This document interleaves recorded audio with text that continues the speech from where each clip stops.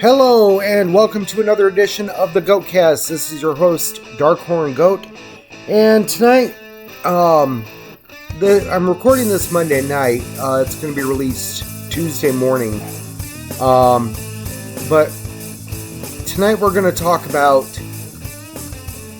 the recent comments made by Donald Trump about the U.S. military and some of the revelations of things that he said about the military. Because quite honestly, it's some pretty disgusting shit.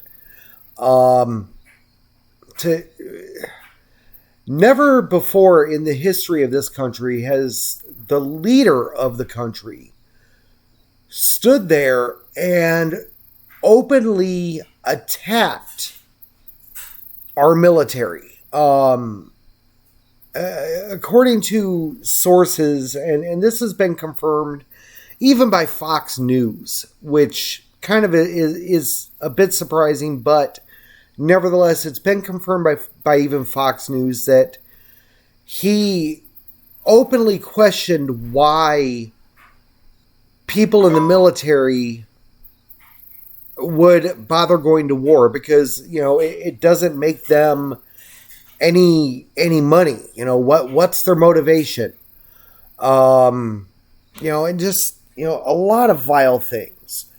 And what I have to wonder is why, in the face of him saying all of these things, and even in a press conference today, I don't know all of the things that were said, but in this press conference, he stood there and openly disparaged the military. I mean, he held the press conference to try to refute some of the things that he had apparently said.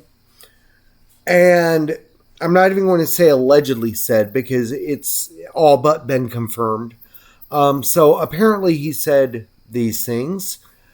My question is, how can the troops in our military, as well as the leaders of the military, the generals, the majors, the colonels, on down the line, how can they stand there and still even remotely support him? How can they still... I'm not understanding this. I'm not understanding this. How can they still show him one iota of support when he would stand there and say openly, well, I don't understand, since they're not making money from this, why would they bother, going to war? Why would they volunteer to fight for this country? Well, to answer you, Mr. President, I'll tell you why. It's because, unlike you, apparently, the people that volunteer for our military fucking love this country. Where they stand on the political spectrum, where I stand on the political spectrum, makes not one little bit of fucking difference. They love this country as much as anyone else should.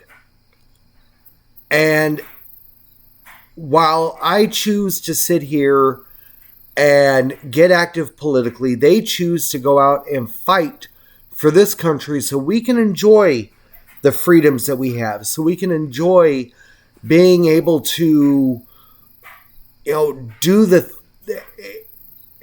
the things that we're able to do. It's absolutely stunning to me that the leader of this country doesn't understand something that simple. It's astounding to me. And what I have to ask these military leaders is, how can you stand there and take this? How can you stand there and accept these things that he said with smiles on your faces, while he's standing there basically calling you pieces of shit and basically saying that he doesn't understand why you do the job that you do? It's pretty fucking simple. You love this country. You want to see us to continue to enjoy the freedoms that we have. You want to protect the Constitution. You want to protect the integrity of our democracy. And obviously, and it's been fleshed out time and time again by his actions, by his words, he doesn't care about any of that. The only thing that Trump honestly cares about is the money going into his pocket. I mean, that's been honestly, that's been proven even just in the past week with revelations that he's using campaign donations to cover his legal fees, which is blatantly illegal. It doesn't get more illegal than that when it comes to campaign finance violations. I mean, these are prosecutable crimes. These are crimes that anyone else in this country would be sent straight to prison for. And the GOP, the military, everyone is giving him a free pass. I don't understand this. I can't fathom how these people can stand there and just turn a blind eye to all of this. It's past time for the military to stand up and say, you know what, we're not going to take it from this son of a bitch anymore. We're just not. We're going to stand up and collectively we're going to vote this son of a bitch out of office. It's high time for the people who love this country, who support the military, who support our democracy, regardless of where you sit on the political spectrum. It's time for everyone to get together and say, you know what, there's no way this son of a bitch deserves to stay in office any longer than the law absolutely says that he has to remain in office. And should he refuse to leave office, when, not if, when he is voted out this November, if he should refuse to leave office, if he should challenge the results of a fair and free election in the courts, or just outright say, you know what, I'm not abiding to the results of this election, I'm staying in office as long as I feel like it, then it's time for the real leaders in this country to stand up and remove this son of a bitch by force if that's what's necessary. This has gone on long enough. Our very democracy is at stake this election. I mean, there's no way around it. Our very democracy is at stake. And, you know, I never thought I would live to see a time when our democracy was being threatened by the very person whose number one job it is to preserve our democracy. I never thought I would see it. I never thought I would see this.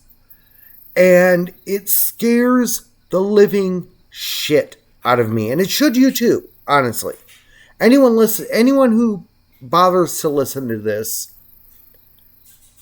and judging by my last couple of podcasts, nobody will, but regardless, anybody who decides to listen to this, it should scare the shit out of you too. That's why we need to stand up and demonstrate. That's why we need to protest in the streets. That's why we need to organize to get the vote out.